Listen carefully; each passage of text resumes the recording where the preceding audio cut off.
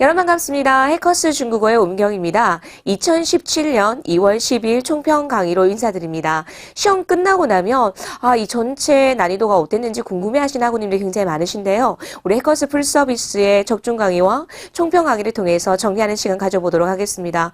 여러분 총평 강의는요. 시험을 보고 나서 시험이 어땠는지 점검하는 차원일 수도 있겠지만 다음 달에 혹은 다다음 달에 시험 보시는 분들은 꼭 이 강의를 통해서 어휘 정리해 주셔야 되겠고요. 앞으로 나올 수 있는 어휘들을 한 3개월 정도 계속 로테이션 되면서 반복적으로 언급이 되기 때문에 총평 강의에서 언급해드리는 어휘는 반드시 외워보시고 특히 쓰기 파트에서 나오는 문제 유형들까지도 정확하게 파악하는 연습해 보셨으면 좋겠습니다. 자, 그럼 우리 전체 난이도 한번 볼게요. 듣기와 독해와 쓰기 전체 난이도는 듣기는 상 정도, 중상 정도. 그런데 일부분과 듣기 일부분과 이 부분이 조금 높았기 때문에 선생님이 상으로 책정해 드렸고요. 그 다음에 독해는 무난했어요. 우리가 사급에서 마땅히 외워줘야 되는 어휘들이 많이 나왔고 그래서 동사, 형용사, 명사 위주로 많이 나왔고 의외로 접속사가 많이 나오지 않았고 이번에는 부사 하나 정도가 나왔기 때문에 중 정도로 생각이 되어집니다. 그리고 마지막 쓰기는요.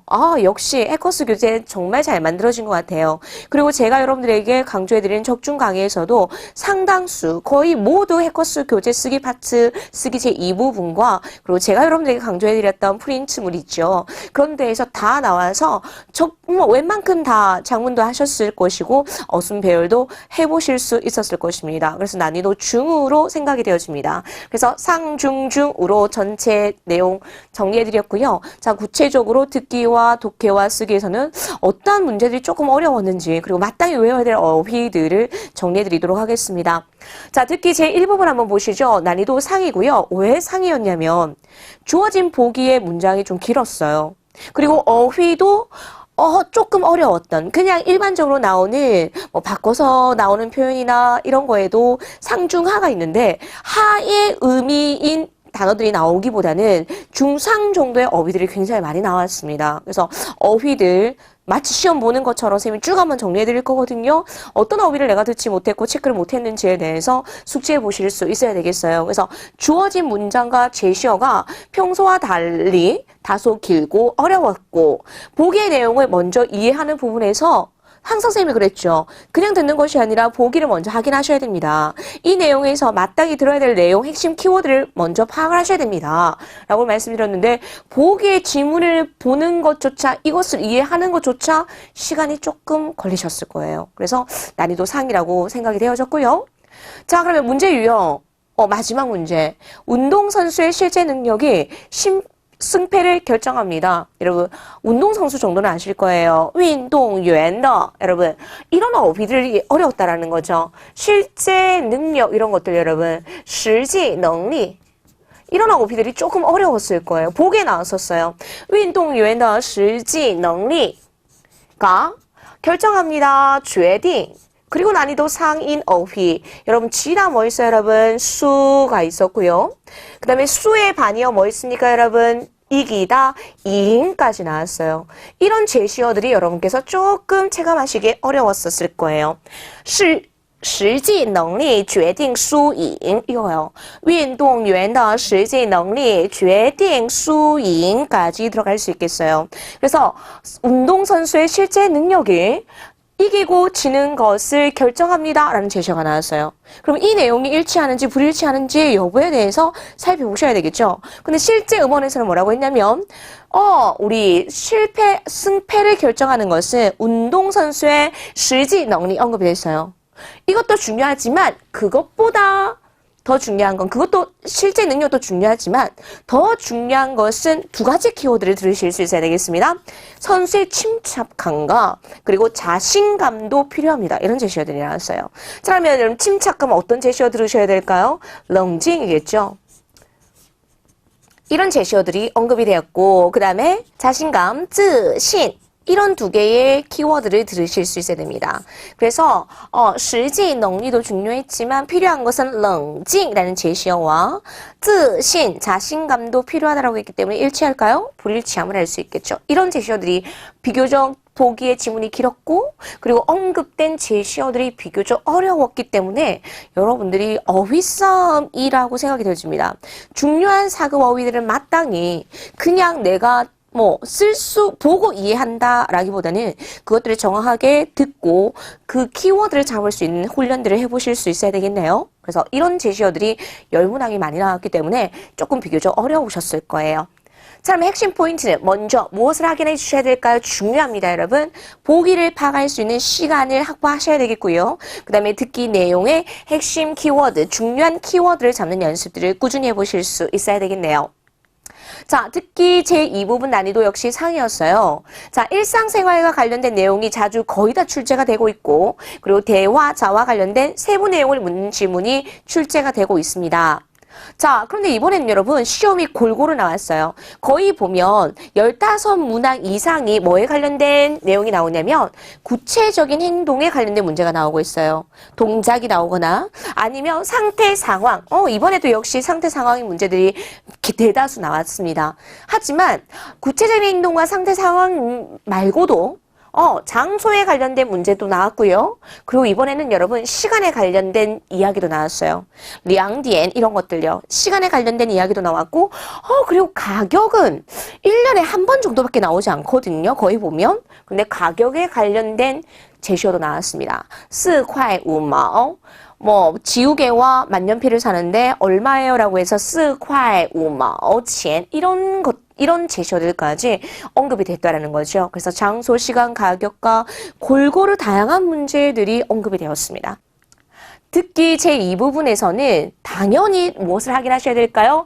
보기를 확인하시고 장소에 관련된 문제인지 시간에 관련된 문제인지 가격에 관련된 문제인지 구체적인 행동, 상태, 상황에 관련된 문제인지를 파악을 하시고 파악을 한 다음에 뭐에 관련된 핵심 키워드를 잡으셔야 되겠죠. 문제 유형을 파악을 하고 나서 키워드를 잡으실 수 있을 것입니다. 그리고 마지막 놓치지 말아야 될 게 뭘까요, 여러분? 지문입니다. 남자에 관련된 질문인지 여자에 관련된 질문인지를 정확하게 파악을 하시고 답을 체크해 보실 수 있어야 되겠습니다. 듣기 제2부분 문제 풀이 전략 제시해 드렸고요. 자, 듣기 제3부분은 비교적 단문의 내용이 그렇게 어렵지 않았어요. 그래서 상보다는 선생님이 중이라고 언급을 해드렸어요. 그냥 듣는 키워드만 여러분이 잡아내실 수 있었으면 충분히 문제는 풀어보실 수 있는 수준의 문제들이 나왔습니다. 이야기나 설명문이나 실용문이나 논설문 중에 하자의 생각을 드러내는 이야기가 굉장히 많이 나오고 있고요. 단문의 세부 내용을 묻는 문제가 대다수 나오고 그리고 듣기에 또 특징 하나가 주제를 묻는 문제가 꼭 하나씩은 나오더라고요. 이번 역시 주제를 묻는 문제들이 꼭 하나씩은 언급이 되었습니다. 자, 화자의 생각을 드러내는 이런 이야기가 나왔어요. 이 화자는 음악을 듣거나 혹은 운동을 하면서 스트레스를 해소를 한대요. 자, 그럼 음악을 듣다 키워드 들으실 수 있어야 되겠죠? 뭐가 있을까요, 여러분? 팅인유에. 그래서 이 화자는 무엇을 하면서 스트레스를 해소합니까? 음악을 들으면서. 자, 이 대화문은 뭐에 관련된 이야기입니까? 스트레스를 해소하는 방식에 대한 이야기를 하고 있겠죠. 그랬을 때 어떤 표현 여러분? 지엔이 뭘까요? 줄이다예요. 젠싸오란 말입니다. 줄이다. 야가 뭘까요? 중요한 제시어겠죠? 우리 스트레스를 뭐라고 합니까, 여러분? 야리, 압력이란 말이겠죠. 그래서 스트레스를 야리라고 하죠. 이런 제시어를 여러분께서 정리하실 수 있어야 되겠습니다. 그래서 이 대화문은 화자가 스트레스를 해소하는 방법에 관한 이야기를 하고 있다.减少 压力의 축약형의 표현들이 이렇게 나왔기 때문에 여러분들이 딱 봤을 때 바로 캐치가 되지가 않으셨을 거예요. 그래서 减少压力方式 스트레스를 줄일 수 있는 방법에 대한 이야기, 주제문에 관한 이야기도 언급이 되었습니다. 자, 듣기 제3부분 역시 지문을 들으면서 그냥 전체의 내용들을 그냥 들으시는 것이 아니라 지문의 내용을 들으시면서 보기와 동일한 제시어들을 비교하시면서 내가 질문을 듣기 전에도 아마 이것을 물을 거야 라는 것들이 먼저 나와야 되겠습니다. 그래서 질문을 들으면서 핵심 어휘 체크하고 그리고 질문을 먼저 앞으로 나올 수 있는 질문에 대한 답은 어떤 건지를 여러분께서 체크하는 훈련들을 지속적으로 해보실 수 있어야 되겠네요. 자, 그러면 우리 듣기 영역에서 제일 중요한 건 뭘까요? 어휘 싸움이거든요. 여러분들이 어휘가 들리지 않기 때문에 내가 키워드를 잡지 못하는 겁니다. 자, 그럼 어떤 중요한 어휘가 있었는지 한번 살펴드리도록 할게요. 자, 이번 듣기의 특징은 1년에 한 번 정도 언급되는 몇 개의 단어들이 나왔어요. 이 단어들이 들리지 않았기 때문에 여러분들이 좀 어려우셨을 건데 그런 것들이 어떤 것들이 있고 역시 듣기 역시도 누구와의 싸움일까요? 순서와 목적어의 싸움이에요. 그래서 짝꿍으로 외워주셔야 되겠고 짝꿍으로 들으시는 연습들을 해보실 수 있어야 되겠습니다. 이번에도 술목의 구조를 묻는 형태들이 굉장히 많이 나왔는데요. 자, 먼저 8월에 운남성에 가서 여행을 하는 것은 适合. 쌤이 이거 2월 적중 강의에서도 중요하다라고 말씀드렸 바 있는 동사였어요. 적합하다란 말입니다. 8월에 운남섬에 가서 여행하는 것은 적합하다라고 보기가 딱 나왔어요. 근데 여러분 듣기 지문에서 어떤 내용이 나왔어요? 7, 8월에 운남에 가서 여행을 하지 마십시오. 왜요? 그 시기에는 비가 많이 와서 여행하기에는 적절하지 않습니다. 라고 언급이 되었습니다. 그럼 불일치함을 알 수 있겠죠. 그래서 8월에 운남에 가서 여행을 하는 것이 적절할까? 그럼 그런 제시어가 나면 듣기 지문에서는 어떤 이야기가 나올까? 그러면 7월, 8월 당연히 들어야 되는 어휘고 비라는 제시어를 들으셔야 되겠죠. 위 이런 식으로. 그래서 비가 많이 오니까 이 화자가 생각했을 때는 그지 추천하지 않습니다 라는 이런 얘기까지 연결해서 정리를 해보실 수 있어야 되겠습니다. 适合라는 동사 먼저 파악하셔야 되겠죠. 이렇게요. 불일치함을 알 수 있었습니다. 자, 두 번째 이 선생님이 사람들의 존경을 얻었다라고 했어요. 그래서 술목으로 같이 외우셔야 돼요. 获得 존중 이렇게요. 그래서 获得 존중 모두의 존경을 얻었다 이런 말이 나왔어요. 자, 그런데 지문에는 또 뭐가 나왔냐면 박사 학위를 받고 학교에 돌아가지 않고 이곳에서 일을 해서 사람들에게 모험이 되어서 사람들에게 존경을 얻었다 이런 표현들이 나왔거든요. 그래서 获得博士学位 이런 식으로 짝꿍으로 외워주실 수 있는 게 들리셔야 됩니다. 그래서 获得 尊重 获得博士学位 앞으로 나올 수 있는 제시어이에요. 쓰기 파트에서도 굉장히 많이 언급될 수 있는 가능성이 있는 어휘이기 때문에 꼭 외워보실 수 있어야 되겠네요. 자, 그 다음 다른 제시어 보니까 tien이라는 제시어가 있어요. 이거는 2015년에도 언급이 되었고 2016년에 후반부보다는 상반기 듣기에 많이 나왔던 제시어들이에요. 그래서 나왔다! 한번 나왔다라는 건 다음 달에도 나올 수 있는 가능성이 높기 때문에 꼭 외워주셔야 되겠죠. tien은 채우다, 작성하다라는 의미를 가지고 있어요. 이런 표를 작성할 때 tien비아오라는 표현을 쓰거든요. 그래서 tien. 자, 근데 무엇을 작성할까요? 목적어 다 넣어드렸습니다. 자, 먼저 보기에서는 연령을, 나이를 채우세요. 표에다가 연령을, 나이를 작성하십시오라고 했지만 정말 나이였습니까? 아니죠. 거기에다가 뭘 작성하라고 듣기 지문에서 나왔나요?姓名, 이름과 联系电话, 연락할 수 있는 전화번호를 작성하십시오라고 했기 때문에 일치불일치 이건 전형적인 듣기의 유형의 문제로서 바꿔서 나오는 문제 유형이었겠죠. 그래서 年龄이 아니라 姓名과 联系电话라는 키워드만 들어보실 수 있으면 여러분께서 문제 충분히 풀어보실 수 있었을 것입니다. 그래서 누구랑 같이 외우셔야 될까요? 역시 술목으로 외우셔야 되겠죠. 填年龄, 填姓名, 填联系方式, 联系电话 이런 식으로 기억해 보실 수 있어야 되겠습니다. 자, 그 다음 문제는 또 뭐가 있었냐면 이 사람은 지금도 북경에 갈 때仍然뭡니까? 사급 부사로서 여전히 불편하다라고 느낀다라고 했어요.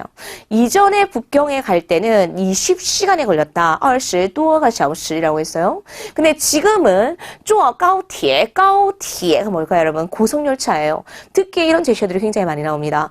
고속열차를 사용하기 때문에 7个小时, 7시간밖에 걸리지 않는다. 그럼 여전히 불편할까요? 지금은 굉장히 많이 편리해졌겠죠? 불일치. 이런 게 직접적으로 언급되지 않는다는 거죠. 不方便이라는 말이 언급되지 않고 시간으로 비교해드렸고 高铁라는 제시어를 여러분께 들으셔야지만이 문제를 풀어보실 수 있었을 거예요. 자, 그 다음 제시어 보니까 演出十分精彩. 제가 사급 어휘라고. 精彩는 굉장히 강조해드렸던 어휘입니다. 훌륭하다란 말이겠죠. 공연이 훌륭하다 그랬어요. 이 사람이 이 공연을 위해서 2시간이나 차를 타고 왔대요.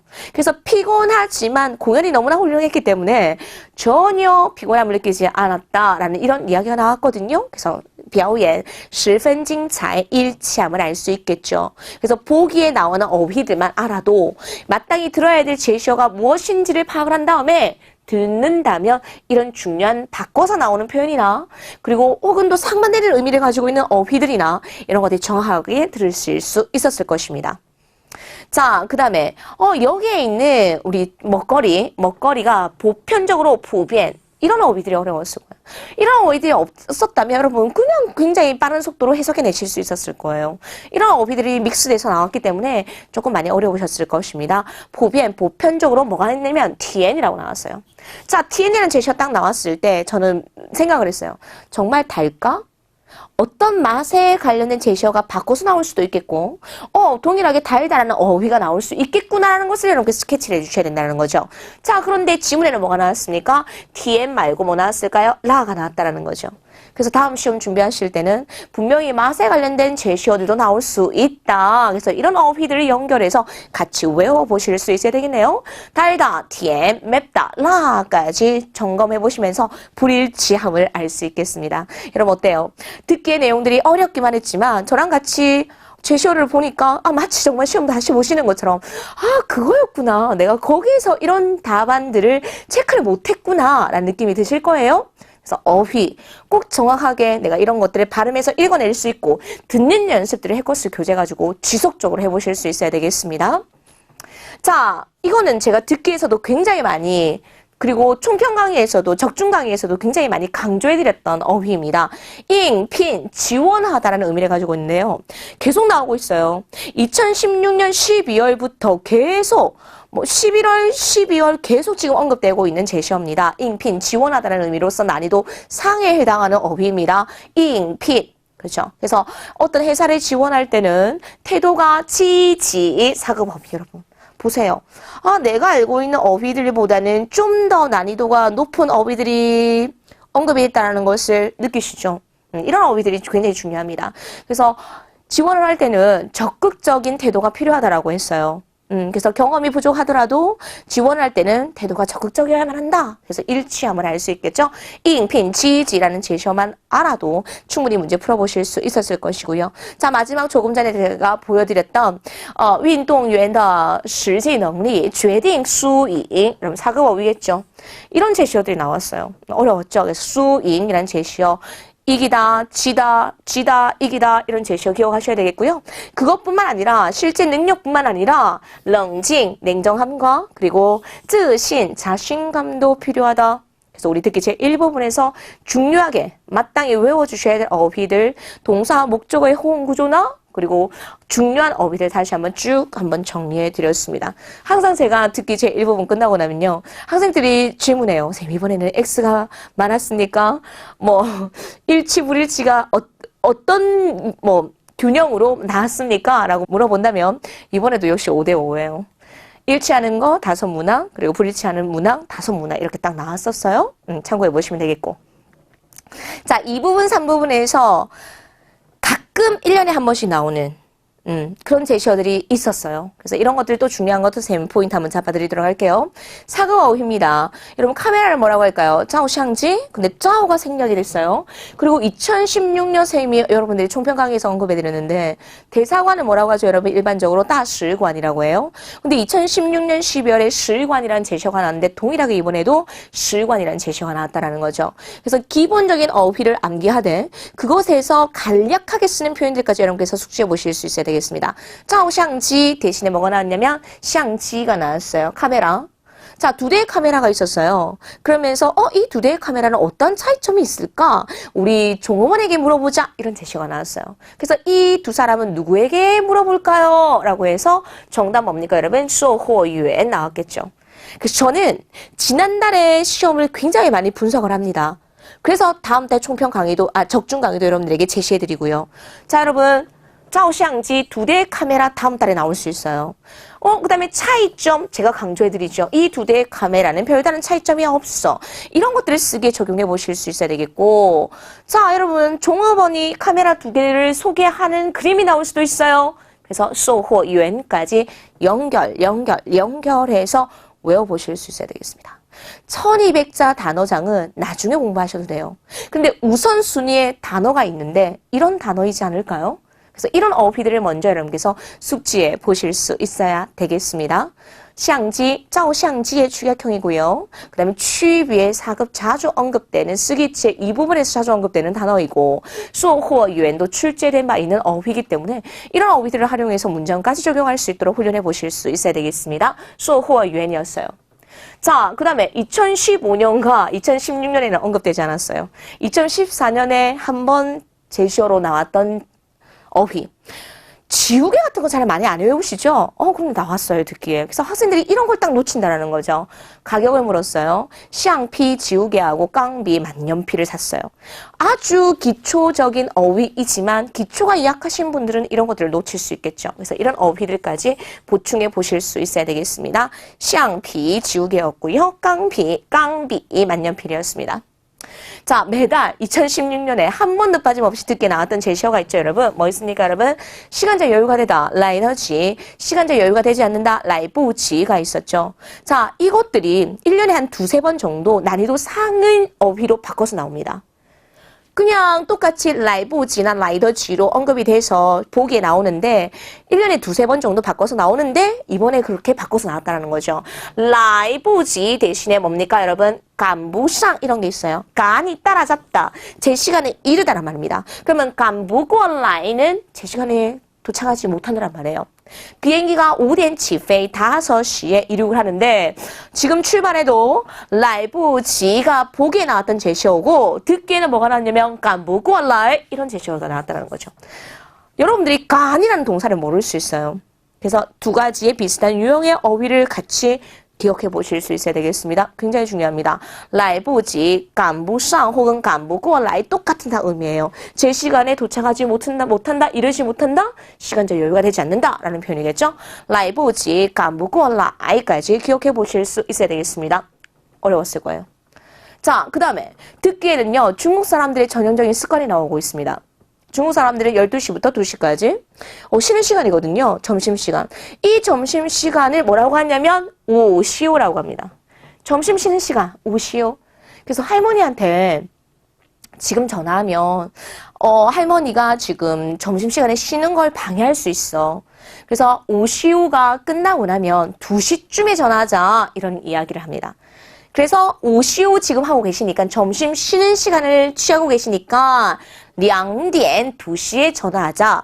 이 사람들은 언제 전화를 할까요? 라고 질문을 합니다. 그래서 2点, 2시에 전화를 한다까지 기억해 보시면 되겠죠. 오시오란 단어가 여러분께 좀 생소하셨을 거예요. 이렇게 생소할 수 있는 어휘들 기억해 보시면 되겠고, 자, 그 다음엔 바꿔서 나오는 표현. 여러분, 난꾸어가 뭐죠, 여러분? 괴롭다. 여러분, 괴롭다하고 비슷한 표현 뭐가 있을까요, 여러분? 상심하다, 슬프다. 그렇죠. 이렇게 바꿔서 나오는 전형적인 듣기 문제 정도는 여러분께서 충분히 어휘만 기억하셨다면 문제 풀어보실 수 있었을 것입니다. 그리고 한 여자가 아직까지 안 왔어요. 평소에 이 여자는 굉장히 준시, 시간을 준수를 하는 사람인데 아직까지 오지 않았기 때문에 우리 조금만 더 기다려봅시다. 再等一会儿吧. 이런 표현들이 나왔어요, 보기에. 그래서 지금 이 여자가 남자에게 권하는 것은 무엇입니까? 조금만 더 기다려보기를 권하고 있습니다. 라는 제시어들이 나왔거든요. 준시라는 키워드 기억하실 수 있어야 되겠죠? 자, 그 다음에 수영을 훈련하고 있어서요. 练习游泳, 수영을 훈련하는데 오늘 훈련에서는 2秒, 2초가 더 빨랐다고 합니다. 그래서 우리 코치 선생님이 우리가 지금 하고 있는 훈련 방법도 괜찮고 점점점 나아가고 있어요. 개선되어 가고 있어요. 라는 이야기를 하고 있거든요. 그래서 지금 이 사람은 무엇을 하고 있습니까? 구체적인 행동을 묻는 문제였죠. 练习游泳 이런 게 나왔는데 여러분들이 많이 놓칠 수 있는 표현이 秒 이런 초 단위를 놓칠 수 있습니다. 그래서 2秒, 2초가 언급이 되었다는 거 기억하시고 이 미야오도 어디에 나올 수 있을까요? 쓰기 제2부분에 언급이 될 수 있는 어휘들이거든요. 그래서 이런 것들을 같이 연결해서 공부해 보실 수 있어야 되겠습니다. 다음 시험에 나올 수 있는 가능성이 굉장히 높습니다. 미야오였어요. 자, 그 다음에 뭐도 있을까요, 여러분? 신펑도 나왔어요. 여러분, 신펑은 뭡니까? 편지 봉투예요. 이것도 나올 수 있어요. 쓰기 제2부분에. 그래서 이런 어휘를 연결해 주셔야 되겠죠? 그러면서 듣기 뭐가 나왔냐, 여러분? 먼저 돈을 편지 봉투에 두자라는 말이 나왔었어요. 참 여러분, 먼저 돈을 편지 봉투에 두자 이런 말 하고 싶어요. 뭘 써야 될까요? 워, 셴, 뭐 들어가야 될까요, 여러분? 바, 我先把钱 뭐 들어가야 될까요? 放 반드시 放 뒤에는 개사구가 결과보호가 나와야 돼요. 어디에 두다. 그런데 우리 어제 듣기에는 짜이가 언급이 되지 않았어요. 이런 비문이 회화상에 사용되고 있지만 여러분들 지금 4급 수업을 준비하는 가장 기본적인 단계에서는 이런 짜이가 생략된 것도 이렇게 재내실 수 있어야 되겠죠. 我先把钱放在信封里 이런 제시어가 나왔어요. 그래서 이 사람은 편지 봉투에 무엇을 넣을까요? 放钱, 돈을 넣을 거다. 이런 제시어들이 나왔습니다. 我先把钱放在信封里 이라는 이런 제시어들, 바자 구문이 사용된 것들까지도 이런 데서 연결해 보실 수 있어야 되겠죠? 信封이 나왔고 이런 제시어들까지 같이 묶어서 공부해 보실 수 있어야 되겠습니다. 다음 시험에 준비할 때 꼭 외워놓으셨다가 나온다면 바로 적용해 보실 수 있어야 되겠죠? 자, 그 다음에 是否 뭐죠, 여러분? 뭐뭐인지 아닌지. 是否出差 출장을 갈지 안 갈지를 이 여자가 생각을 하고 있다는 거죠. 자, 1년 동안 외국에 이제 정근을 가라고 회사에서 발령을 받게 되었습니다. 그걸 고민하는 거예요. 그래서 남자가 왜 이렇게 좋은 기회를 라고 하니까 아이가 아직 어려. 孩子还小. 그래서 需要照顾. 여러분 이것도 보세요. 술목으로. 짜오구가 뭐죠? 돌보다. 돌보는 것이 필요하다. 需要照顾. 이런 중요한 표현도 해커스 교재 고대로 있는 듣기 내용입니다. 이런 것들이 나온다는 거죠. 그래서 아이가 지금 나의 돌봄이 필요해서 내가 출장을 가야 될지 가지 말아야 될지 고민하고 있는 중이야. 여자는 무엇에 대해 고민하고 있습니까? 是否去出差 이런 제시어들이 나왔다는 거죠. 구체적인 상태, 상황에 관련된 문제, 유형. 굉장히 좋습니다. 그래서 이런 어휘들이 이런 게 점검해 보실 수 있어야 되겠고요. 자, 마지막에 엄마하고 아들이 집을 보러 갔어요. 주방, 집을 빌리러 집을 보러 갔는데, 집을 구하러 갔는데 엄마가 처음에는 이 집에 마음에 안 든다 그랬어요. 그 마음에 들지 않는 이유가 고스란히 언급이 됐는데 여러분들 아마 어휘를 몰라서 이해를 못하셨을 것 같아요. 짜오가 비추다예요. 그러면 짜오부 따른 비추지 않는다. 무엇이라고 하면 양광, 빛, 햇빛.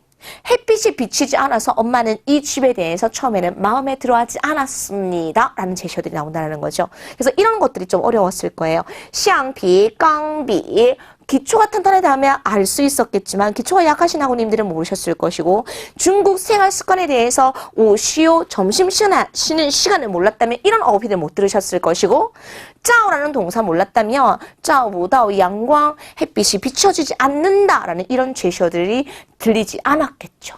그래서 이런 제시어들을 쭉 한번 정리하시고 다시 한번 우리 듣기 시험 준비해 보실 수 있어야 되겠고요. 듣기는 속도가 중요합니다. 그래서 1배속과 우리 해커스만에 제공해드리는 1.2배속의 속도를 활용하셔서 계속 듣는 연습을 하셔야 됩니다. 듣기는 그냥 들으시면 안 돼요. 키워드 잡는 연습, 술목이 됐든 누가 무엇을 어떻게 했는지 구체적인 동작과 상태와 장소와 시간과 관계와 이런 문제 유형을 파악을 하시면서 문제 풀어보실 수 있으면 되겠고요. 어휘 싸움이라는 거 확실하게 저는 정리되시죠, 여러분? 지금 정리해드리는 1부분과 2부분과 3부분에 언급됐던 중요한 어휘를 쭉 한번 다 외워보셨으면 좋겠습니다. 듣기였어요. 자, 독해 전체 난이도 제가 앞에서 서두에서 언급해드렸던 것처럼 중 정도라고 생각해 보시면 되겠고요. 자, 독해 제 1부분 들어가겠습니다. 빈칸에 알맞은 품사가 무엇인지를 바로 알 수 있는 문제들이 대거 출제되고 있고 이번에는 여러분 다 무난했어요. 동사나 명사나 형용사나 그리고 부사 가 다양하게 출제가 되었습니다. 어떤 어휘가 나왔는지 우리 서술문 대화문 한번 보실까요? 여러분, 길을 잃다. 중요합니다, 여러분. 이렇게 언급됐던 것들이 다음 달에 한 남자가 지도를 보면서 길을 찾는 그림이 나왔다면 여러분 쓰기 부분에서 활용해 보실 수 있어야 되겠죠. 동사로서 길을 잃다. 미루가 나왔고요. 추에는 뭡니까? 앞뒤의 상관관계를 나타낼 수 있는 부사. 오히려 도리어. 그죠?严格는 형용사로서 엄격하다. 여기서 제시해드리는 어휘를 모르시면 근본적으로 문제 푸는 게 어려우십니다. 자, 符合 기본적인 사급 동사죠. 부합하다, 맞다, 부합하다. 그 다음에 따이는 뭐죠, 여러분? 안경을 끼다, 따이 엔징. 이것도 쓰기 파트하러 가실 수 있어야 되겠어요. 그 다음에 따이 마우즈, 모자를 쓰다. 술목의 형태 기억하셔야 되겠네요. 자, 대화문에서는 어떤 어휘들이 출제되는지 한번 살펴보실까요? 유창하다, 리울리라는 이러한 4급 난이도 하 정도 되는 기본적인 어휘와 그 다음에 숭, 이런 뭐죠? 남기다라는 의미를 가지고 있겠죠. 이거는 조금 어려우실 수 있었을 것 같아요. 남기다. 그 다음에 두처, 차가 막히다. 띠는 명사로서 여러분, 예를 들어 연말, 니엔디, 그렇죠? 그 다음에 월말, 유에디 이런 식으로 말이라는 명사의 의미를 가지고 있겠죠. 끝입니다. 그 다음에 주의리 별표. 이 주의리가 명사로 쓰였는지 동사로 쓰였는지를 구분해 보실 수 있어야 되겠죠. 거리, 간격, 어디로부터 얼마만큼의 거리의 간격이 떨어져 있다는 명사 혹은 동사로 사용될 수 있었을 것입니다. 자, 그럼 우리 서술문과 대화문에서 어떤 제시어들의 문제 유형이 나왔는지 한번 살펴보실까요? 자, 여러분 볼게요. 그 뒤에 뭐 있어요? 이건 그냥 구조만 보더라도 빈칸에 뭐가 들어가는지 알 수 있어요. 제가 아까 말씀드렸잖아요. 엔징 나왔어요. 그러면 여러분 술목이겠죠? 뭐죠? 안경을 착용하다, 끼다. 그것을 뭐 했다? 왕, 잊었다란 말이겠죠. 그렇기 때문에 여기는 엔징에 대한 동작을 나타낼 수 있는 따위가 들어갈 수밖에 없다까지 빈칸에 어떤 어휘들이 들어가야 되는지 바로 알 수 있는 이런 문제들이 출제가 되고 있습니다. 我们往前坐吧. 우리 앞쪽에 앉아요. 我今天忘带眼镜了. 제가 오늘 안경을 들고 오는 걸 잊었거든요. 看不清楚 黑板. 칠판이 정확하게 보이지 않습니다. 까지 점검해 보시면 되겠죠? 자, 그 다음에는 우리 대화문에서는 자, 보겠습니다. 最近 나왔어요. 제일 가깝다. 무엇이 제일 가까울까요, 여러분? 그러면 이거 전체에서 最近 형용사 나왔죠. 수로라는 거죠. 그럼 여기서는 뭐 들어가야 될까요? 주어가 들어가야 되겠죠. 무엇이 제일 가깝다. 그럼 여기는 뭐가 들어가야 될까요? 명사 들어가야 되겠죠. 자, 그러면 명사 주어진 제시어의 명사 D도 나오고 주의리도 나오겠어요. 앞뒤 문맥에 보도록 하겠습니다. 我已经知道地址了. 제가 이미 주소를 알고 있어요. 我们现在出发吧. 출발합시다. 등등 기다려봐요. 我先用手机 핸드폰을 사용해서 查一下 검색 좀 할게요. 怎么走 어떻게 가는 것이 뭐가 여러분? 응이 제일 가까운지. 그럼 여기서 말 들어가면 안 되겠죠. 앞에는 거의 보면 뭐가 들어가야 될까요? 시간 명사나 이런 것들이 들어갈 것입니다. 그래서 뭐 들어가야 될까요? 명사는 距离밖에 없겠죠. 怎么走距离最近 어떻게 가면 거리가 제일 가까운지 핸드폰으로 검색 좀 하고 갑시다 라고 언급이 되어 있습니다. 距离 중요한 제시어인 만큼 꼭 외워보실 수 있어야 되겠네요. 독해제 1부분이었습니다. 자, 독해제 1부분 문제풀이 전략 뭐죠, 여러분?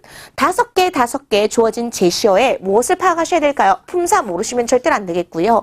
당연히 의미까지 파악하실 수 있어야 되겠습니다. 그래서 해커스 교재에서는 필수 동사, 명사, 형용사, 부사, 접속사로 딱 나눠드렸거든요. 이런 어휘들이 선어휘. 여러분들이 먼저 외워주셔야 될 어휘라는 거죠. 많은 분들이 저에게 질문을 합니다. 선생님 4급을 공부해야 되고 급하게 빨리 따야 되는데 어떻게 공부를 해야 될지 모르겠어요. 그래서 그냥 1200개 어휘장을 가지고 단어만 외우시는 분들이 계시는데 선어휘가 있어요.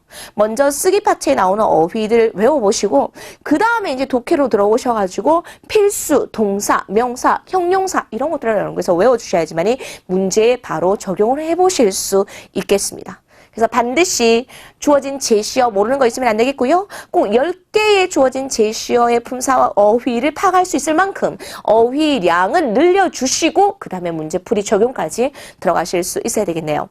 그래서 빈칸에 들어갈 수 있는 품사를 뭐 위치에 따라서 그리고 앞뒤 문맥의 흐름에 따라서 구별을 하시고 정답의 후보를 찾은 다음에 문맥상 가장 알맞은 어휘를 정답으로 선택해 보실 수 있어야 되겠습니다. 문제풀이 제1부분 전략이었어요. 자, 우리 독해제 2부분 문제 굉장히 무난했어요. 그래서 난이도 중이라고 쌤 책정해 드렸고요.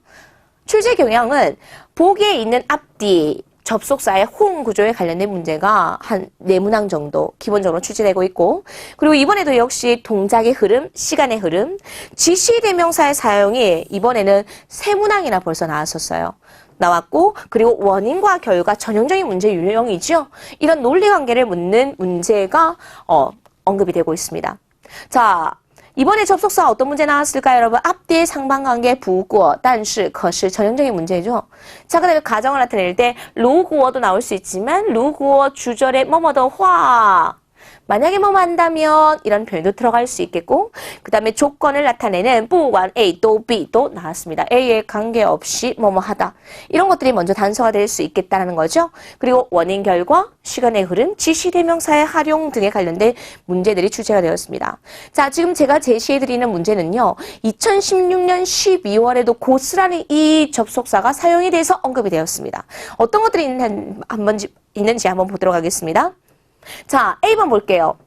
郊区的生活条件예 나왔어요. 여러분, 예라는 부사가 나오면 문장 제일 앞에 들어갈 수 있습니까? 없습니까? 못 들어가요.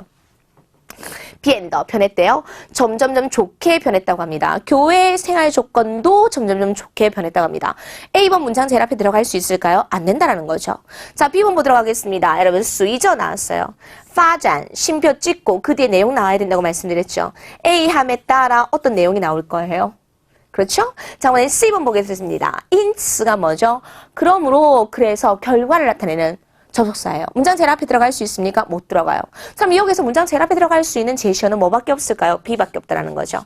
城市的快速发展, 도시의 빠른 발전에 따라, 도시의 빠른 발전에 따라 교회의 생활 조건도 점점점 좋아졌습니다.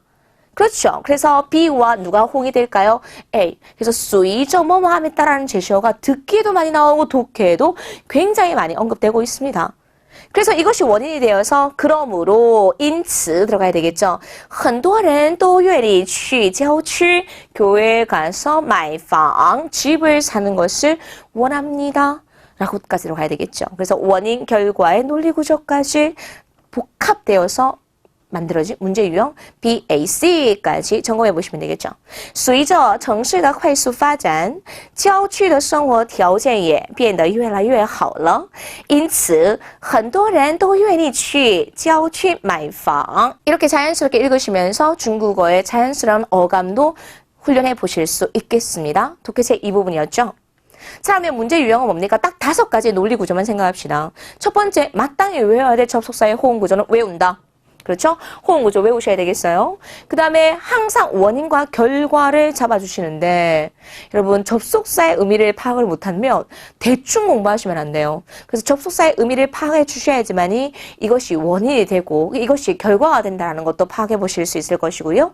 그리고 동작의 흐름, 과거, 현재, 미래의 동작의 순서대로 마치 연동문처럼 동작이 일어난 순서대로만 배열해 주시면 되겠고, 그 다음에 특히 지시대명사의 사용의 문제는 기본적으로 한 문제는 꼭 나오는 것 같아요. 유난히 이번 시험에는 3문항이나 나왔기 때문에 지시대명사는 어떤 구체적인 사람과 장소와 내용이 언급이 되고 나서 그 뒤에 사용이 된다라는 것들을 활용해 보실 수 있어야 되겠고요. 그리고 추상적인 내용이 나오고 나서 그 다음에 구체적인 내용이 된다. 이것도 굉장히 많이 활용도가 높은 논리 구조의 내용이기 때문에 이 5가지를 머릿속에 숙지하시고 다양한 문제들을 적용해 보실 수 있어야 되겠습니다. 독해제 2부분이었습니다. 자, 독해제 3부분은요, 역시 난이도 중 충분히 문제 푸실 수 있었을 것 같아요. 세부 사항에 관련된 문제가 대거 나오고 있어요. 그리고 한 문제에서 2문제 정도는 주제를 묻는 문제도 출제가 되어 있고요. 자, 그럼 이번에는 어떤 유형의 문제가 나왔는지 제가 적중 강의에서 공부는 어떻게 해야 된다고 말씀드렸어요. 젠츠, 끝까지 고수해 나가야 된다. 끝까지 나가야 된다. 이런 학습 태도에 대해서 굉장히 많이 언급해 드립니다. 유사한 내용들이 언급이 되었어요. 한번 보도록 할게요. 说话人 화자는 对 무엇에 대해서 快考试才开始学习的做法 곧 시험이 있을 때 비로소 공부를 시작하는 그러한 태도에 대해서 是什么态度 어떤 태도입니까? 라고 했어요. 表扬 칭찬하다 支持 지지하다 原谅 용서하다 反对 반대하다 제가 독해에서는요, A, B, C, D에서 주어진 제시어의 의미를 모르면 안 된다고 말씀드렸어요. 그래서 어휘 양이 어느 정도 일정한 수준에 달아야지만이 문제를 빠른 속도로 풀어내실 수 있습니다. 곧 있으면 시험인데 비로소 공부를 하는 방법에 대해서 화자의 태도는 어떨까요? 를 잡아보시면 되겠죠. 두 번째 질문. 日积月累. 여러분, 积累라는 단어만 알아도 축적하다 쌓이다. 조금씩 나날이 쌓여가다란 말이겠죠. 日积月累 모를 수 있어요. 最可能是什么意思? 아마도 어떤 의미일까요? 라고 해야겠죠. 자, 이번에 종신考试. 여러분, 여기서는 어떻게 읽어야 될까요? 종이라고 읽어주셔야 되겠습니다. 다시 시험을 보다. 자, B번에 장치坚持, 선생님이 그렇게 강조해드렸던 장기적으로 끝까지 고수해 나가다 라는 의미를 가지고 있겠죠. 자, 그 다음에 C번에 여러분 重视, 중시하다. 여기서는 어떻게 읽어야 될까요? 重이라고 읽어줘야 되겠죠. 이런 것들을 구분 못하십니다. 구분하실 수 있어야 되겠어요. 重视过程, 과정을 중시해야 한다. D번에 需要耐心,耐心이 뭘까요 여러분? 인내심. 인내심이 필요합니다. 그러면 日积月累, 이 어휘가 내용에서 언급하고자 나타내고자 하는 내용이 무엇인지를 잡아보시면 되겠죠. 자, 우리 바로 질문 들어가도록 하겠습니다. 很多人往往 많은 사람들이 종종 平时学习不认真, 평소에는 공부를 열심히 하지 않다가 在快要考试的时候, 언제 여러분? 곧 시험이 있을 때 비로소 开始看书, 책을 보기 시작합니다. 然而, 그러나 这样的学习效果, 그럼 这样이 뭡니까? 곧 시험이 있을 때 소위 말하는 벼락치기겠죠. 그제서야 책을 보는 이러한 학습 효과는 并不好, 결코 좋지 않습니다. 学习不是, 공부라는 것은요, 不是 아닙니다. 随便就能 마음대로 一口吃成个胖子. 제가 이거 보고 웃었어요. 저 오늘 마무리할 때 여러분들에게 알려드릴 거예요. 여러분 참 재밌는 표현입니다.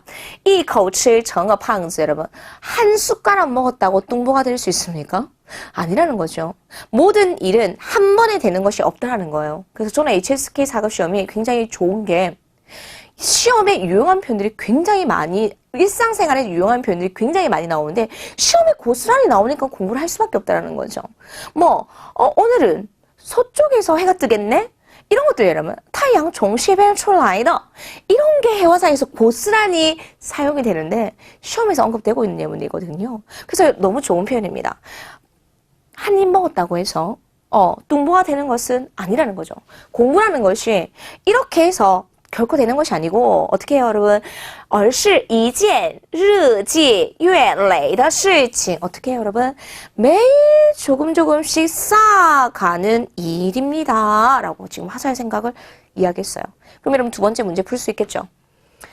课前 수업 전에 认真预习 아주 열심히 예습해야 되겠고 课后 수업 마치고 及时 즉시 바로 복습해야 합니다. 그래야지 一天一天 매일매일 积累下来 뭡니까? 쌓아가는 것입니다. 그래야지만이 잘会取得成绩 성적을 얻을 수 있습니다. 어떤 성적 여러분? 让自己满意的 자기 자신으로 만족할 수 있는 성적을 얻을 수 있을 것입니다.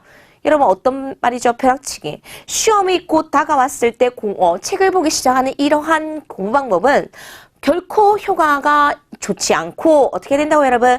日积月累, 积累下来. 그래야지 자기가 만족하는 점수를 얻을 수 있다. 화자의 생각입니다. 자, 그럼 여러분 시험 전에 공부하기 시작하는 것에 대해서 화자의 태도는 뭘까요 여러분? 反对, 반대하고 있겠죠. 그리고 여러분 日积月累의 의미는 뭘까요? 하루아침에 된다는 것이 아니라는 거죠. 어떻게 될까요 여러분? 끝까지 장기적으로 해줘야지만이 끝까지 고수해 나가야지만이 될 수 있다. 그러면 뭘까요 여러분? 日积月累의 의미는요. 장치坚持. 어때요 여러분? 이런 제시어들을 여러분께서 아셔야지만이 마지막 문제 충분히 잘 풀어보실 수 있었을 것입니다. 독해제 3부분이었어요. 실제 문제였고요. 그래서 먼저 무엇을 파악하셔야 될까요? 질문을 먼저 보시는 훈련과 한 문항당 1분 시간 배분하셔야 됩니다. 지문에서 중점적으로 봐야 할 것이 무언지를 파악해 주셔야 돼요. 보기를 통해서 질문에서 중점적으로 봐야 될 것을 파악하시고 그 다음에 뭐예요? 정독 아닙니다. 속독입니다.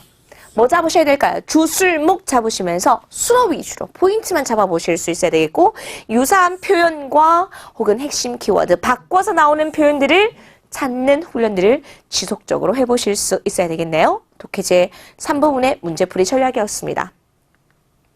자, 우리 마지막 쓰기 전체 난이도 역시 중이었고 그리고 해커스 교재에서 고스란히 전부 다 나왔다라고 말해도 여러분 가언이 아닐 만큼 괜찮았어요, 문제. 자, 그러면 먼저 기본 문형을 완성하는 문제가 나오고 그 다음에 특수 문형에 관련된 문제가 나오는데 이번에는 특수 문형이 딱 바짝 보면 딱 한 문제 나왔어요. 그리고 전부 다 기본 문형에 대한 형용사 수러문 2문제 나왔고 동사 수러문에 관련된 문제들이 전부 다 동사에 관련된 문제들이 나왔어요. 그만큼 동사가 중요하다는 거죠. 그래서 문제 유형에서 동사에 관련된 문제, 쌤이 형용사에 관련된 문제 지금 딱 정리해드리도록 하겠습니다. 자, 여러분, 쩌어는 뭡니까? 이렇게 저렇게 형용사다 지시대명사로서 그 뒤에는 보통 누구를 많이 수식한다? 동사도 수식할 수 있지만 보통 형용사를 많이 수식합니다. 자, 사급 어휘, 쌤 중요하다고 말씀드렸죠. 듣기에도 많이 언급이 되는데 초신 뭐죠, 여러분? 대충대충하다, 세심하지 않다라는 의미를 가지고 있겠고 자, 러는 보통 뭐 형용사 수러 뒤, 동사나 형용사 수러 뒤에 들어갈 수도 있겠고 문장 제일 끝에도 들어갈 수 있겠고 자, 치엔화는 뭐죠? 부사입니다. 부사로서 부사어로 사용될 수 있겠고 치엔화 나오면 여러분 부야오나 여러분 뭐 나올 수 있을까요? 비에 호응한다 그랬죠. 그래서 두 개의 부사가 나올 때 짝꿍을 잘 외워주셔야 되겠습니다. 제발 뭐뭐 하지 마. 이런 식으로요. 자, 그러면 들어가겠습니다. 제일 먼저 수러 누구 있어요? 형용사 수러문이네요. 추신 들어갈 수 있겠죠. 그렇죠. 대충대충하다, 세심하다. 그럼 형용사 강조할 수 있는 뭐 들어갈 수 있습니까? 지시대명사 들어갈 수 있겠죠. 저 뭐 추신. 근데 그렇게 하면 돼요, 안 돼요? 안 된다 그랬어요. 그래서 치완, 부야, 부사, 수로 앞에서 부사로 쓰였겠죠? 그 다음에 같이 붙어져 있으니까 짜이 들어가면 되겠고 문장 제일 끝에 뭐만 붙여주면 될까요? 러만 붙여주면 되겠죠? 千万不要再这么粗心了. 여러분 여기서 누가? 당신 제발 이렇게 대충대충 하지 마세요 하면 안 됩니다. 1인칭 주어, 2인칭 주어가 생략이 됐겠죠? 그래서 니 당신 제발 이렇게 다시는 이렇게 대충대충 하면 안 돼요 라는 표현이 들어가야 되기 때문에 2인칭 주어 니가 생략됐고 千万不要再这么粗心了 라는 내용으로 어순배열 해주시면 되겠죠. 형용사 수러문의 전형적인 문제 유형으로서 여러분께서 문제 어순배열 해주시면 되겠습니다. 그리고 두 번째 부사 두 개의 부사어가 나왔을 때 한국어로 자연스럽게 뭐 어순배열 해주셔도 되겠고 해커스 우리 문제를 교재를 참고해 보시면 치엔황과 비에와 부야오는 호응할 수 있는 두 개의 부사라고 딱 언급이 되어 있어요. 그래서 이런 것들을 여러분께서 기억해 놓으셨다면 자연스럽게 수로 앞에 배치해 보실 수 있었을 것입니다. 你千万不要再这么粗心了 였습니다. 자, 그 다음에家人더 나왔으니까 누구 연결해 주면 될까요? 명사 연결해 주면 되겠죠. 妹妹的决定 여러분 决定이 결정하다 동사지만 더 뒤에 나왔기 때문에 여기서 뭘까요? 여러분 명사겠죠. 没有 부정부사 나왔습니다. 여러분 得到 여러분 더 얻다가 뭘까요? 얻다. 무엇을 얻었을까요? 동사니까 거기에 대한 목적어 딱 들어가야 되겠죠. 더 얻다오决定 결정을 얻다 말 안 되겠죠, 그러면. 여러분 더 얻다오 뭐 들어가야 될까요? 支持 제가 2월 적중 강의에서도 설명해 드렸던 것처럼 支持는 지지하다라는 동사도 쓰이겠지만 앞뒤의 문맥에 따라서 위치에 따라서 명사로도 쓰일 수 있다고 말씀드렸거든요. 得到支持 그럼 뭡니까 여러분? 목적어 명사겠죠? 지지를 얻다. 지지를 얻었어요. 지지를 얻지 못했습니다. 자, 무엇이 지지를 얻지 못했습니까? 누구의 지지를 얻지 못했을까요? 그래서 주어, 그래 목적어 잡아주시면 되겠죠. 수로 들어가겠습니다. 没有得到 얻지 못했습니다. 그죠? 무엇을 얻지 못했습니까? 지지를 얻지 못했습니다. 무엇이 지지를 얻지 못했습니까? 이렇게 들어가야 되겠죠. 그럼 명사 뭐밖에 없어요, 여러분? 决定 들어가야 되겠죠. 여동생의 결정이 妹妹的决定没有得到 누구의 지지를 얻지 못했습니까? 마지막 관형어 家人的支持까지 들어가셔야 되겠죠. 이렇게요. 妹妹的决定没有得到家人的支持. 여동생의 결정이 수로 얻지 못했습니다.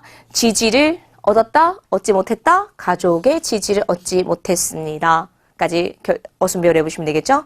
妹妹的决定没有得到家人的支持. 전형적인 수로와 목적어의 호응 구조에 관련된 문제 유형입니다. 妹妹的决定没有得到家人的支持였어요. 자, 그 다음에 세 번째. 선생님 2월 적중 강의에서 간시라는 동사 넣어드렸습니다. 간시에는 어떤 동사였어요, 여러분? 긴 목적어를 가질 수 있는 동사였어요. 내가 감사하기 때문에 1인 칭추어가 많이 생략된다고 언급해드렸는데 고스란히 똑같이 나왔어요. 간시에 아주 감사합니다. 내가 감사하니까 1인 칭추어 생략됐고요. 무엇을 감사합니까? 그 뒤에 있는 내용들이 목적어인데 그 뒤에 있는 목적어가 긴 목적어가 나올 수 있다는 거죠. 처음이랑 그래서 문제 푸실 때 이거 전체가 전부 다 어느 자리에 들어가야 된다? 목적어 자리에 들어가야 된다는 것을 파악을 하실 수 있어야 돼요. 근데 많은 분들이 니는 그냥 습관적으로 주어 자리에 넣으려고 하거든요. 그렇기 때문에 문제를 못 푸시는 거예요. 니이 나왔고 그 다음에 交流的机会 명사죠. 교류하는 기회 나왔고 为我们 이런 为我们이 뭐죠? 누구누구를 위하여 개사구예요. 그 다음에提供 뭐죠? 제공하다. 提供机会 이렇게 딱 수명으로 들어가셔야 되겠죠. 자, 그럼 여기서 진정한 수로는 뭡니까? 我 1인칭 주어 생략됐다고 말씀드렸어요. 그 다음에 十分 感谢 저는 아주 감사하게 생각합니다. 제가 조금 전에 간시의 동사의 특징은 그 이하가 전부 다 뭐다? 목적어이다. 목적어 안에 뭐가 있는 케이스? 역시 주, 슬, 목 이런 게 들어가는 거죠. 주어 누구 있어요? 닌. 당신이 그 다음에 무엇을 한 거예요? 提供 제공한 거예요. 무엇을 제공했습니까? 交流的机会 교류의 기회를 제공한 것을 감사하다라는 거죠. 누구를 위해서? 이게 목적어 안에 주, 슬, 목이 들어가고 목적어 안에 또 역시 주, 슬 사이에 부사어 들어가야 되겠죠. 누구를 위해서? 为我们 이렇게 들어가셔야 돼요. 아마 이 문제를 제일 학우님들이 헷갈려 하셨을 거예요. 어려워 하셨을 거예요. 이렇게 풀어보실 수 있어야 되겠죠. 진정한 수로를 뭘로? 간시에로. 그 이하가 목적어. 목적어 안에 주어, 부사어, 수어, 목적어가 있는 긴 목적어의 형태를 가질 수 있는 동사를 정리해 보실 수 있어야 되겠죠. 十分感谢您为我们提供交流的机会까지 정리해 보실 수 있어야 되겠습니다. 비교적 이 문제가 제일 우리 학우님들이 체감하시기에 제일 어려웠던 문제 유형인 것 같네요. 十分感谢您为我们提供交流的机会까지 정리해 보시면 되겠습니다. 기본적인 우리 형용사 수럼은 동사 수러문에 관련된 문제 정리해 드렸습니다. 자, 특수문형인 받자 구문이 이번에는 한 문제만 나왔어요. 받자 딱 나오죠, 여러분? 아, 받자 이제는 너무 쉽죠? 받자 구문을 왜 쓴다고 했어요? 목적어 대상 강조, 거기다가 구체적인 동작을 가해서 반드시 결과가 존재할 때 받자 구문을 쓸 수 있었습니다. 자, 난이도 하는 아닌 것 같아요. 여기서 난이도 중 정도 보셔야 되는데 왜요? 이징이라는 부사가 있기 때문입니다. 되겠죠? 자, 그러면 먼저 들어갑니다. 누가요? 제가요. 무엇을요, 여러분? 바. 무엇을요? 명사 누구밖에 없어요? 조방. 주방을요. 구체적인 동작 뭐 있습니까? 收拾 정리했어요. 정리를 했는데 그 결과 뭐 있죠? 형용사가 결과보호로 쓰였네요. 干净了 까지는 기본적으로 하실 수 있어야 돼요. 我把厨房收拾干净了 내가 주방을 깨끗하게 정리를 했습니다. 이까지. 여기까지 난이도 하. 그런데 여러분 이징이 나왔어요. 부사어의 어순을 묻는 문제 유형이겠죠. 부사어의 어순은 가장 기본적인, 예외도 있지만 가장 기본적인 어순은 부족의 부사, 조동사, 개사. 그래서 개사구, 받자구문 앞에 뭐가 들어가야 될까요? 부사 딱 들어가야 되겠죠. 이런 문제가 나왔습니다. 我已经把厨房收拾干净了. 내가 이미 주방을 깨끗하게 청소를 했습니다. 정리를 했습니다. 我已经把厨房收拾干净了. 까지 정리해 보시면 되겠습니다. 받자구문에 관련된 특수문형이 이번 시험에는 한 문제밖에 출제가 되지 않았네요. 그만큼 받자구문은 정확한 문형을 여러분께서 기억해 보시고 시험에 적용해 보실 수 있어야 되겠습니다. 우리 쓰기제 1부분이었어요. 그러면 쓰기 제1부분에서 제일 중요한 건 뭘까요?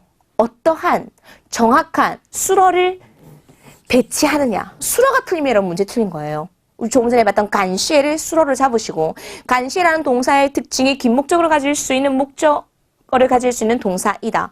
그래서 올바른 수어를 먼저 잡아주셔야지만이 주어와 그리고 목적어까지 배치하실 수 있겠고 그리고 조금 전에 봤던 것처럼 妹妹的决定没有得到家人的支持처럼 관용어의 수식을 받을 수 있다는 거죠. 그래서 주어와 목적어가 관용어의 수식을 받을 수 있겠고 그리고 다양한 부사어의 수식도 받을 수 있겠고 보충 설명해 줄 수 있는 수어 뒤에서 보어의 이러한 부가 성분, 6대 문장 성분의 어순까지 여러분께서 기억해 보실 수 있어야지만이 6문항 이상의 문제들을 정확하게 풀어보실 수 있을 것입니다. 우리 쓰기 제1부분이었어요. 자, 그럼 쓰기 제2부분 보도록 하겠습니다. 이번에는 가장 전형적인 문제 유형인 것 같아요. 동사와 명사와 형용사가 나왔는데 여러분 이번 시험에 주목해야 될 것은 보통 제일 많이 나오는 게 동사거든요. 근데 이번에는 명사가 무려 3문항이나 나왔어요. 동사 한 문항, 형용사 한 문항 나왔고 명사가 3문항이나 나왔다라는 거 기억해 보실 수 있어야 되겠고 인물이 등장하는 사진과 사물이 등장하는 그림이 출제가 많이 되고 있습니다. 자, 2개를 쌤이 선별해 드렸어요. 첫 번째, 우리 현금인 줄기에 패스워드를 입력하는 그림이 있었고 제시어가 뭐가 나왔냐면 미마가 나왔어요. 미마, 이런 미마가 뭐죠? 명사로서 비밀번호예요. 자, 이거는 이미 해커스 교재에서 그리고 제 프린트에서 쌤이 몇 번이나 강조해 드린 바 있어요. 미마라고 했을 때. 자, 그러면 내가 비밀번호를 잊어버렸어요. 여러분 그런 경우 있잖아요. 카드의 비밀번호를 잊어버리는 그런 경우 있잖아요. 그래서 그래서 은행 카드의 비밀번호를 잊어버렸어요. 바짝으면 쓸 수 있는지의 여부 체크하셔야 되겠죠. 我把银行卡뭐 들어가야 될까요, 여러분? 미마 들어가야 되겠죠. 이런 제시어들. 동사 뭐 있습니까, 여러분? 있다. 忘记. 그다음에 가장 기본적인 부가 성분 러가 들어가야 되겠죠. 我把银行卡的密码忘记了. 너무 전형적인 문제 유형이었어요. 분명히 문제 작문 해보실 수 있었을 것입니다. 我把银行卡的密码忘记了. 문제 굉장히 좋습니다. 1번이었고요. 자, 두 번째. 이건 제가 학우님들한테 1월 달에 이거 나올 거예요 라고 언급을 해드린 바 있어요. 허우가 나왔습니다. 두꺼운 책이 나왔고 허우 나올 수 있어요 라고 강조해드린 바 있거든요. 두껍다. 그럼 들어갈게요. 이 책은 아주 두꺼워요. 그래서 这本书非常 두꺼워요. 허우. 이게 원인이죠, 여러분. 원인이라서요. 제가 이거 봤어요? 못 봤어요? 아직까지 다 보지 못했어요. 그래서 이거 제가 만든 거 아닙니다. 해커스 우리 동사 부분에 명사 부분에 고스란히 예문으로 있는 예문이에요. 我到现在 제가 지금까지 다 봤어요? 다 보지 못했어요, 여러분? 우리 메이가 들어가면 부사 강조하는 하이가 많이 들어가죠. 还没 보다 뭐 있습니까? 보다. 결과보호 많이 쓰죠. 看完까지 들어갈 수 있겠죠. 这本书非常厚 원인. 이 책이 너무나 두꺼워서 我到现在还没看完 내가 지금까지 다 보지 못했습니다. 라는 표현까지 우리 교재에 있는 예문으로 고스란히 활용해서 여러분께 적용할 수 있는지까지 훈련해 보실 수 있어야 되겠습니다. 언급된 바 있는 배웠던 문형들 위주로 여러분께서 연상하셔서 작문해 보실 수 있어야 되겠죠. 바자 구문과 이렇게 결과보호까지 원인과 결과를 사고하시면서 문장을 만들 수 있는 훈련들을 지속적으로 해보실 수 있어야 되겠습니다. 그래서 우리 쓰기 제2부분은요. 해커스에서 공부하시면 너무 쉽다고 얘기를 많이 하세요. 왜냐면 교재에서 이미 우리 필수 동사나 명사나 형용사, 부사, 접속사에서 문장으로 모두 다 암기를 하셨고 그리고 또 뒤에 가시면 우리 또 쓰기 제2파트에서 동사에 관련된 거, 명사와 관련된 거, 형용사에 관련된 다양한 그림들을 넣어드렸고 이미 문장으로 제시해드렸기 때문에 그것들만 활용해 보시면 되겠고 그리고 또 제가 난이도 상인 문제들만 또 선별을 해서 어디에서 여러분 총평 강의와 적중 강의에서 여러분들에게 싹 정리해드리거든요. 이것만 보셔도 충분히 가능하지 않을까요? 그래서 여러분 이런 자료들을 잘 활용을 하셔서 좋은 결과 있으셨으면 좋겠습니다. 자, 마지막 여러분 제가 사급 시험이 참 좋다 그랬어요. 아, 쌤 무슨 시험이 좋아요. 왜냐면 사급 시험만 봤다고 해서 의미가 없잖아요, 여러분. 합격을 해도. 내가 말이 돼야 되고 그것들을 회화상에 적용해 보실 수 있어야 되는데 이런 좋은 어휘들을 좀 많이 외워놓으셨으면 좋겠습니다. 자, 아까 한 술에 배부르냐? 그렇죠. 한 술 먹었다고 뚱보가 된다? 아니라는 거에 있어요. 그래서 一口吃成个胖子 한 술 먹는다고 뚱보가 된다? 아니에요. 不是一口吃成个胖子 이런 표현들이 우리 독해나 우리 실생활에 그리고 듣기에 많이 언급이 됩니다. 자, 이런 것들을 고스란히 바꿔서 회화상에서 우리 따라 한번 읽어볼게요. 뚱보는 한 입을 먹었다고 해서 되는 것이 아닙니다. 이런 표현들이 많이 들어간다는 거죠. 胖子不是一口吃的 이런 것들 여러분 적용해 보실 수 있었으면 좋겠어요. 뚱보는 한 입을 먹었다고 해서 되는 것이 아닙니다. 어떤 일을 했을 때 여러분 한 번 했다고 해서 되는 게 아니라는 거죠. 지속적인 장치坚持이라는 태도가 필요할 것입니다. 胖子不是一口吃的 여러분 어휘 외우실 때 胖子不是一口吃的 한 입 먹었다고 해서 되는 거 아니거든요. 한 번 외웠다고 해서 되는 거 아니거든요, 여러분. 그래서 조금 이번 시험 못 보셨다고 여러분 포기하지 마시고요. 어휘와 그리고 문형과 그리고 자주 출제되는 이러한 내용들을 계속적으로 반복하시면서 우리 진부해 보신다면 4급이 기본입니다. 4급을 준비를 잘 해놓으시면 5급도 그리고 6급도 단기간에 해커스에서 준비를 잘 해보실 수 있기 때문에 기초를 잘 다질 수 있는 시간과 훈련들을 좀 가져보셨으면 좋겠습니다. 胖子不是一口吃的 꼭 회화상에서 사용해 보셨으면 좋겠네요. 우리 오늘 2017년 2월 10일 총평 강의 여기까지 마무리해 드리도록 하겠습니다. 수고하셨습니다.